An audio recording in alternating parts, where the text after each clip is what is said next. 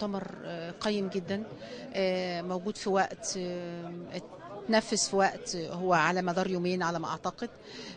بدأ في وقت احنا فعلا محتاجين أهمية الربط بين التدريب وبين التعليم وبين ازاي يبقى في سوق العمل بيقول ايه وانا بجهز لايه. ما نبقاش لغايه دلوقتي التعليم في اتجاه والتعليم في اتجاه والوظيفه في اتجاه، والتمويل بتاع دورات التدريب اللي مخصص لكل وزاره نادر جدا وقليل جدا، لا يؤتي ثماره على الدورات، على الاشخاص اللي بيتم تدريبها. المنظومه كلها يمكن المؤتمر ده كشف حقيقه، وده بان كل في كلمات اللي حصل فيها توافق بين المنصه كلها، ان هم كلهم ضغطوا على اهميه التدريب، اهميه توظيف الموارد البشريه اللي موجوده، توظيف الموارد اللي امتلكها الدوله، اهميه التباين والتوافق بين جميع الجهات علشان نخرج بخطة متكاملة. الفكرة زي ما تفضل الضيوف وقالوا ان هي فكرة جديدة، بنحاول نطرحها حسب ما بيتناولها العالم المتقدم بره، من خلال ورش عمل هتتوالى خلال المؤتمر او على مدار السنة كاملة. الخطة الاتحاد تحتوي برامج موجهة ومخصصة لتوطيد فكرة مؤسسات التفكير والثينك تانك، املا ان احنا نصل الى ما يعيش الان العالم به من فكر اداري متقدم يعفينا من الترهل الاداري اللي احنا فيه.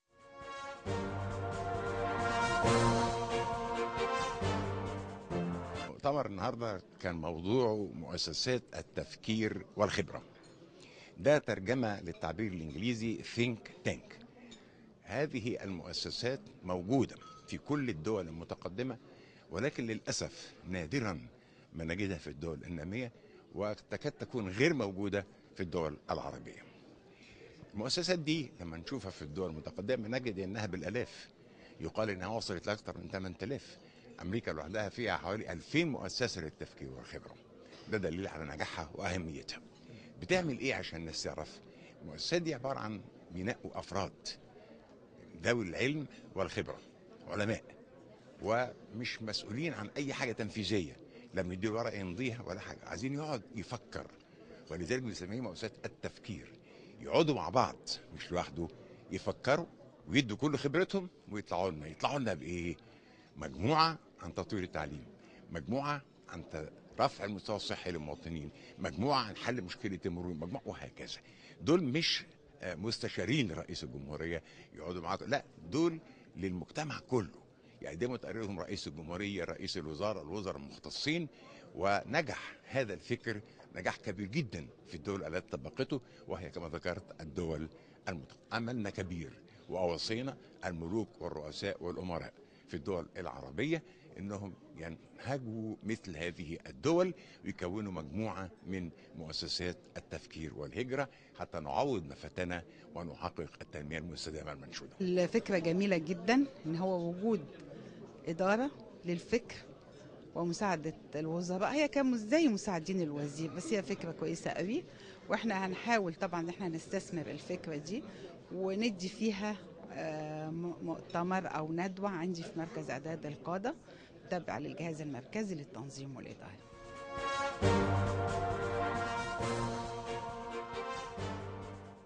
أهم حاجة نطلع بيها المؤتمر ده، لابد أن نركز على الاستثمار في العنصر البشري. يمكن احنا دايما بنتكلم كتير في هذا الموضوع، لكن لابد من الفعل. الاستثمار في العنصر البشري فهو الذي يحقق التقدم والازدهار. دي أهم حاجة.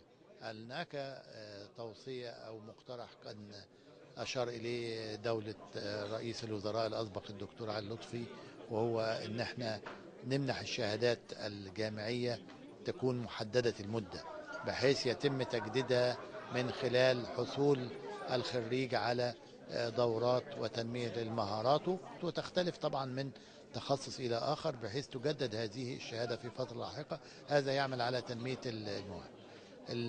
لابد أن احنا نركز على أن يكون هناك في مراكز بحثية، يمكن كل وزارة لازم يبقى عندها هذا الموضوع.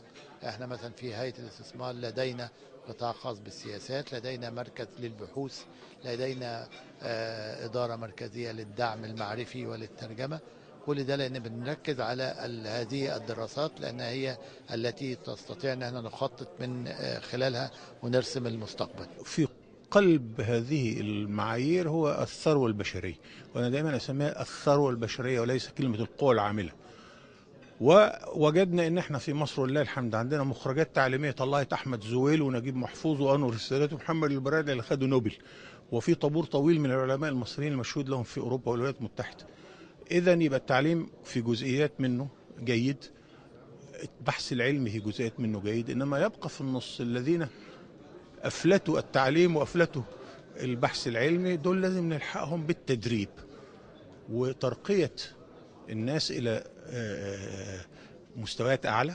في حاجه اسمها التدريب التحويلي، هلاقي ان عندي موظفين كتير قوي كلهم ممتهنين مهنه ما بقتش مطلوبه في السوق، اخد جزء منهم واحوله من سباك الى نجار، من نجار الى كهربائي. كل ده بيتعمل لان ما عادش حاجه النهارده ان واحد يقول انا ميكانيكي، لا، لازم يكون عنده ما يثبت انه تدرب على وسائل الميكانيكا الحديث، او حتى لو سباك ايه المانع يبقى عارف كيف يتعامل مع الثروة المائية بتاعتنا. ده المطلوب. لا فض فوق عن تدريب بقى كبار الموظفين على سبل الإدارة، اللي هي كل ساعة تدريب توفر 100 ساعة من القرارات اللي بتتأخر.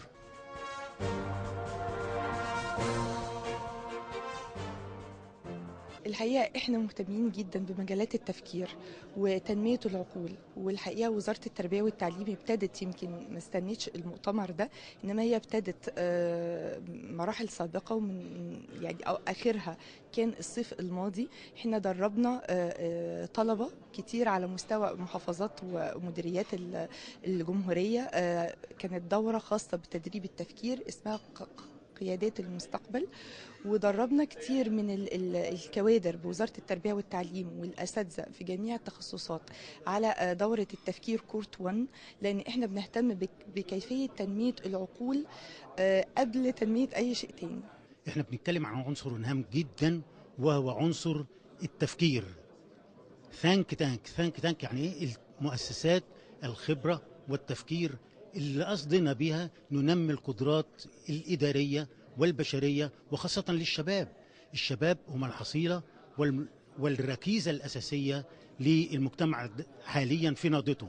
بندعم هذا الفكر بتدعيم دعائم التنمية البشرية اللي احنا بنسعى لها من خلال اتحاد جمعيات التنمية الإدارية، عن طريق التدريب في المجالات المختلفة، في المجالات الإدارية، في مجالات التنمية البشرية، عن طريق دور فاعل لمنظمات المجتمع المدني في هذه المجالات بجانب الحكومة والقطاع الخاص. تنمية الموارد البشرية باختصار شديد هو كيفية إيقاظ كل دافع لدى كل شخص والاستفادة به استفادة قصوى.